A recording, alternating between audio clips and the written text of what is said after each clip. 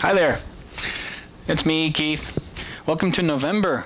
Turkey month, Thanksgiving. Well, if you're in the U.S. and if you're in Canada, last month was Turkey month and Thanksgiving. And for those of you guys who don't have Thanksgiving, well, you don't know what you're missing out on, man. Tryptophan naps, sleepy time, 2 really bad football games on television. It's really a good time. Hey, welcome to November 2005 VTS09. We're all the way up to 9, almost double digits now, kids. Isn't that cool? All right, so we're going to keep kicking along on our topic of various things on timing. First off, I had a lot of comments from you folks about the shirt I wore last time. I had Intel on the shirt, and some of you folks thought I was maybe getting sponsorship. I wish. No. It was just a clean shirt, and I decided to wear it. But shout out to Chance Glasgow, a subscriber. He decided to send me a cool Call of Duty 2 shirt. I said, you send it, I'll wear it. The offer stands for the rest of you guys as well. You got a cool thing you want me to wear? Hey, you send it, I'll wear it. No problem. Anyhow, this month, we're going to talk some more about some things about timing. We're going to take a look at weight in timing. Weight is one of those things that you can't just pin it on one part of animation. You can't say, well, you get your poses right and timing and, your weight's good. Or you get your timing right and your weight's good. It's really, weight is one of those things you need little pieces of all the various parts of animation to work together in order to give the illusion of weight. But we're going to take a look and focus mostly on the timing aspect of it. We're going to use a series of poses, and we're just going to play with how long you hold each of those, and the rate that we move through them to explore what kind of timing will give you what different kinds of feelings for weight. Another thing we're going to look at this month is we're going to look at how to take advantage of, or actually how to properly use the heads and tails of a shot, how to handle the first and last few frames of every shot, what to do, what not to do, why not to do, why to do. So there's a lot of neat little theory and things like that, and plus I'll show you a couple examples from that. I really wanted to try and do phrasing and texture of motion and timing inside of this month, but that's too big of a topic. December's video is all about phrasing. It's going to be solid, and that's all we're going to talk about in December, and we're going to make sure we do it right. So anyways, without further messing around here, let's get on to the good stuff.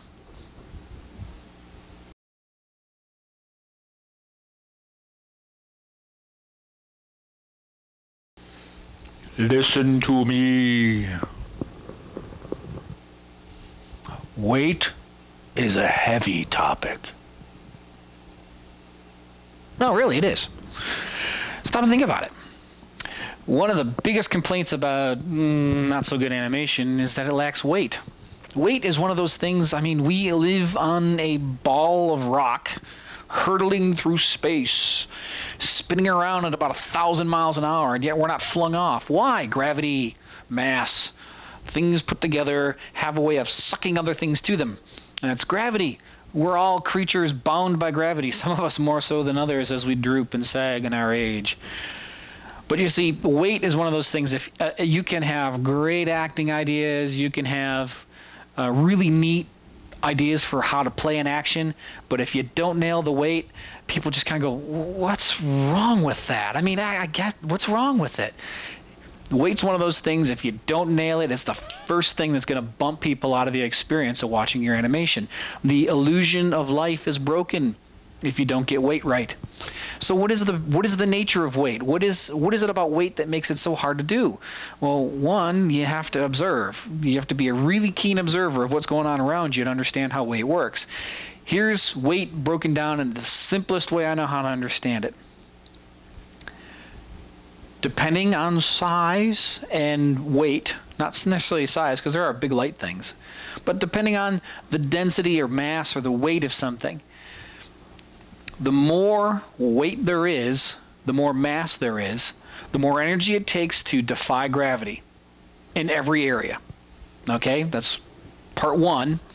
It requires a lot of energy to defy gravity, Therefore, it takes a lot of energy to get something heavy up off the ground, so it's not going to go up quickly. It's got to kind of go up slow and kind of build. And then once it's off the ground, you know, like when I'm lifting my foot or I'm lifting a box, once it's off the ground, gravity wants it back. I mean, gravity is a tough master. It wants that thing down. So it requires a lot of energy to keep it up. The other thing about weight is when gravity takes over, get out of the way. Because you can't, it's very hard to stop it. So when something heavy goes, it goes fast. So, one thing about weight, it takes a lot of energy to defy gravity at all levels. Whether you're lifting it up, whether you're maintaining it, or when you let it go, gravity is going to suck that thing down really, really hard. The other thing about weight, the more there is of it, it takes so much energy to get it in motion. Once it's in motion, it takes a lot of energy to get it to stop. Okay? Weight in motion, mass in motion requires increasing amounts of energy to stop it. Or else it's just, you know, I mean, it's like, you know, a 10,000 pound steel ball rolling down the street. You can try and stand in front of it, but you lack sufficient energy to do this. And I'm willing to bet that the police car and the fire truck and maybe even the steamroller lack sufficient energy to stop it. You'll each do your part to slow it down, but that giant 10,000 pound steel ball rolling down the street, it's gonna exact its toll in energy. It's gonna require lots of energy to do that. So okay, great stuff, neat theory. How does this play out? How does this work in our animation? Well, simply put, to get something up off the ground if it's heavy requires a lot of energy, so it's going to take a while to get up. And once it's up, it's going to want to come down fast if you don't have the energy to sustain it. So thinking in terms of a heavy walk, slow, pam, slow, pam. It just feels heavy because it takes so much energy to get it up. Once it's up, it takes too much energy to keep it up there. Let me just let it go. And then gravity sucks that thing right down. So let's go ahead and take a look. I'm going to run you through some stuff. We're going to take a look at a simple step cycle, not a walk cycle, but a step cycle with a real simple character. And we're going to play around with these set poses. There are 8 or 9 drawings in this thing. We're just going to play with the timing of how long we hold each drawing to give you a different sense of weight. Remember? Timing is how long you hold something. Spacing is how you move from point A to point B through something, whether you're fast in, fast out. And phrasing is whether or not you decide to go quickly through a section or slowly through a section. See further back videos, previous videos about timing. Remember, next month, all about phrasing. All 100%. Nothing else. Just phrasing. But until next month, you don't get that till Christmas. So, anyways, let's take a look at the weight stuff, and we'll see what happens. Okay, here begins our discussion on weight and timing, and how you can mess with timing to get different kinds of weight out of something. Here's my character. He's a robot from my short film project I'm slowly working on. His name is Donut, and he's just a little guy that I wanted to mess around with. And we see here that there are 10 drawings, I guess, for lack of a better expression. I mean, there are 10 images of his moving and taking a couple of steps. These are all evenly spaced at 5 frames. There is really no timing to them. Little info about how I'm doing this right here. You'll notice it looks a little jaggy in here. That's because I'm not actually in a Maya scene that has him in it. I'm just working with renders of him in these poses on an image plane, and I'm keyframing the image plane, and that helps me quickly and easily find out my timing. So, you know, rigs are always going to be not quite real time, whereas images playing in the viewport are pretty quick, especially if they're JPEGs and things like that. So you see that I can actually just hit the play button and he updates pretty darn close to real time. It's going pretty good. So what we have here is just I actually wrote a Mel script that will take these images and from his poses create them, and then I use Maya just basically like a pencil shooter. For those of you guys who've used Monkey Jam or maybe plastic animation paper, or if you've worked in traditional animation before, you've drawn your animation and then scanned it in and brought it over to a pencil shooter, And what you do is just basically this. You decide how long you want to hold the drawing, and that helps you figure out your timing. And so what I do is work in Maya the same way, and so that's what I'm going to do here. In the end, I'm going to do a heavy walk of him and a light walk of him, and I'm going to go ahead and save out the timings from each of these and apply them back to the puppet and give you nice happy little renders of them so that you can see the different effects of the timing here. Now the one other thing I'm going to do is I'm going to do a camera up version where, you know, this right here is just kind of looking at him, but I'm going to do a camera up version of him, and you'll see that in your download packet. And there'll be a slow version, or I should say the heavy version camera up, and then the light version heavy up. And we'll see that there's more to weight than just timing. Staging has a lot to do with it. And so there you go. Anyways, that's enough of me babbling about what I'm going to do. Let's go ahead and do it. All right, let's take a look at this walk here. Let's analyze it. We've got two steps moving forward. We've got the standing step. We've got the weight shift and the heel coming up off the ground. We've got the toe and the heel up off the ground, so we are up off the ground here. We've got our passing position. We got the heel down contact, and we got the toe down, weight down. Okay, these are your basic parts of your walk. Okay, so you know you got up, passing, contact, down. You know, the down position where the weight shifts. And then on this down position, I've also on this other foot over here, the screen right foot, he's starting to lift up his heel. Gets that up off the ground. Gets it across, and here I decided to go ahead and not have it go this far forward. So it's a shorter step. It's more like a, you know, an adjustment, a step forward and a stop rather than a full walk. So this isn't a walk cycle, it's just a couple of steps. So anyways, heel down, toe down, weight. Okay, so there you go. Real simple, 10 images to show a walk. Now if I play this, there's not a whole lot of very interesting things going on there. I suppose you can send this along, but there's nothing. It doesn't feel heavy, it doesn't feel light, it doesn't even really feel animated. It just feels very linear and kind of stiff.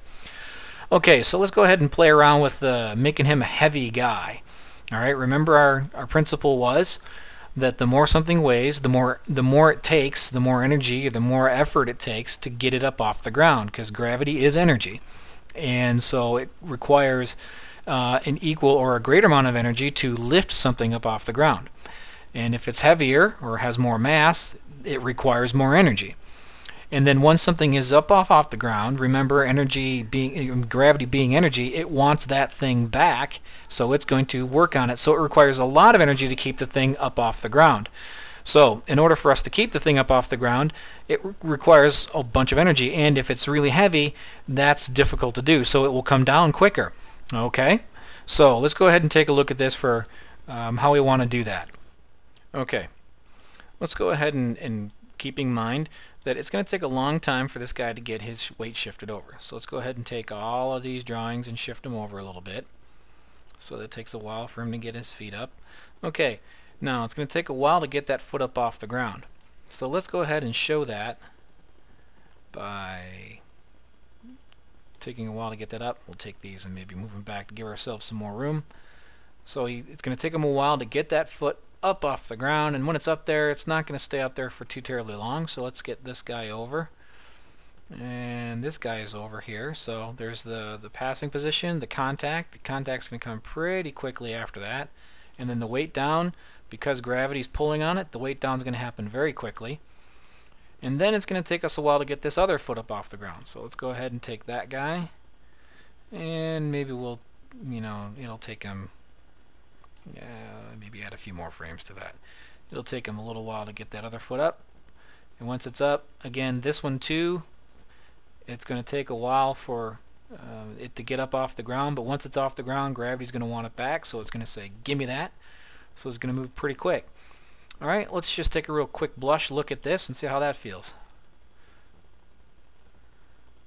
Alright, it's a little too fast over the top, but you notice it takes a while to get that up. Now, you wouldn't do this linearly. You have to play with your spacing. You would heavily favor this key right here, so it'd be very slow into this move, and then it would come up over the top fairly quickly. So your breakdown, I mean, this is at a 13 and this is at a 24. Let's say we take that back to 12. Okay, so you got 12 frames to get this move done, and your breakdown will be on, I guess it would be on 18 or 19 right here.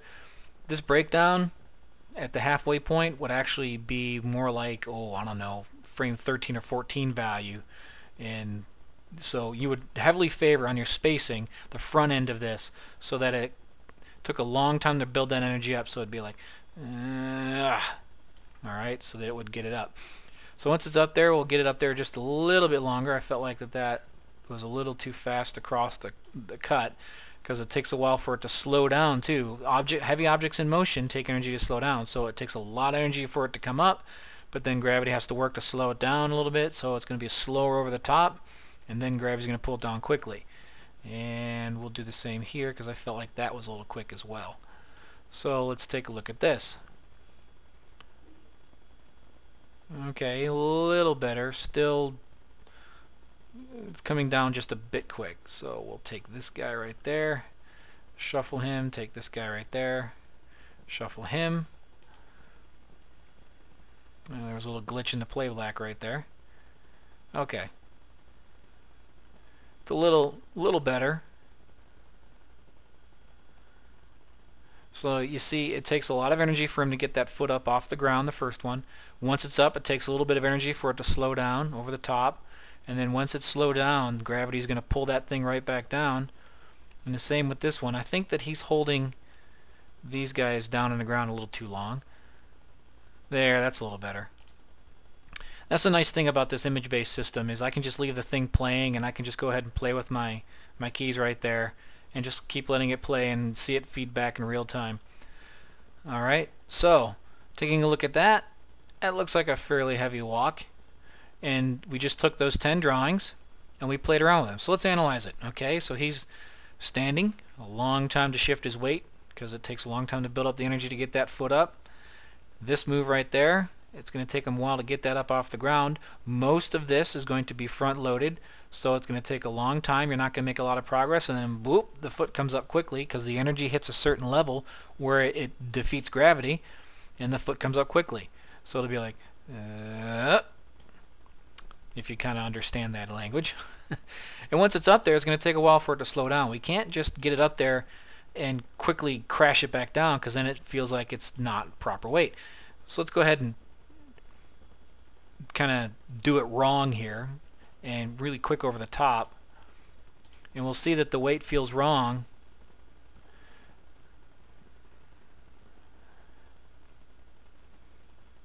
I mean, it feels almost like his feet are magnetized and he's walking on a steel plate, which is actually kind of a neat thing. And you could even take these and tighten them down if you really wanted to feel like, but that's different than weight. That's something pulling on it. But this is like his feet are magnets, and they're slamming down. Or his feet weigh way more than the rest of his body does. And so you see that by keeping, it's a long time to get up, and then it's up and down really fast. I mean, look at this. It takes 12 frames for that foot to get up off the ground, and then it takes 5 frames for him to take the step and settle the weight back down again. That's more than a 2-to-1 ratio. So that's a very, very heavy foot that he's got right there. Almost like he's pulling against magnets, or his feet weigh more than he does in total. So I'll kind of back these off a bit and go back to more of our big plotting giant kind of thing. Alright, so his feet don't weigh more than him here. It just takes a lot of energy to get them, because he's, let's just imagine he's 50 feet or 100 feet tall now. He's this giant robot. It takes a long time to move all that mass, and once it's up there, it takes a while for it to slow down over the top. And then once it slows down energy, the gravity says, I've got you now, and once gravity gets a hold of it, it comes crashing down. And then this foot will take a long time to come. It will have the same kind of energy as the first one, but it will be shorter because of the momentum of things. I mean, he's going from a dead stop. So when you're going from a dead stop and moving weight, it's going to take longer to build up the energy. But when you're in momentum, you got the inertia of the move. It's not going to take quite as long to get this one up. So I'll show you an example of that. Let's say it takes 12 frames for him to get that foot up off the ground. Let's say he holds this one for 12 frames down, and you're going to see that it feels like he stops. Alright, takes the step, and then he takes a step. Notice how it feels like he stops there on purpose? That's because we're violating the weight. Once some weight is in motion, it takes energy to slow it down. So by tucking it back, we see that it feels like it still feels heavy. It takes him a while to get it up off the ground, but he's using the forward momentum that he has to get that thing up off the ground. Alright, so taking a look at this, there we have it, 2 steps. He feels like he could be 100 feet tall. Take a look at the version of the QuickTime of him where we have him where we're looking up at him, and you'll see that it's a fairly convincing thing where this timing applied to the poses for that character, and if we're looking up at him like as if he were 100 feet tall, that it feels very convincing. Like this thing is giant and it's coming to attack our town. Now I'm going to pause the video here, and you're going to give me a few minutes. You don't know it, but I'm going to go ahead and do a regular, like a normal size walk of him. He's not a 100-foot tall robot. He's actually only about 3.5 feet tall in the short film. So I'm going to retime these same drawings to give you a more normal walk, and we'll analyze that. Okay, so hang on just a minute. Okay, so I've retimed him now to be more like the 3.5-foot tall robot that he really is going to be in my short film. Same 10 drawings. You know, the default start, the weight shift, heel up, foot off the ground, passing, contact, weight down, passing, right there, sorry, foot up, passing, contact, weight down. Okay, same 10 drawings. Let's take a look at when I time them a little bit differently, how it affects the feeling of weight. Alright, so as we see, well, it takes less time to do it because I'm keeping things a little tighter, but it just feels like now he's just a normal sized guy, and he's maybe taking a step forward to, I don't know, volunteer for donut duty or something. I don't know, whatever he was going to do. So let's take a look at and analyze this. Again, I'm trying to understand how we apply our various principles of what it takes for weight and timing. Remember, the heavier something is, the more energy it takes to get it up off the ground. Well, he's not a particularly heavy guy, and his foot isn't super heavy.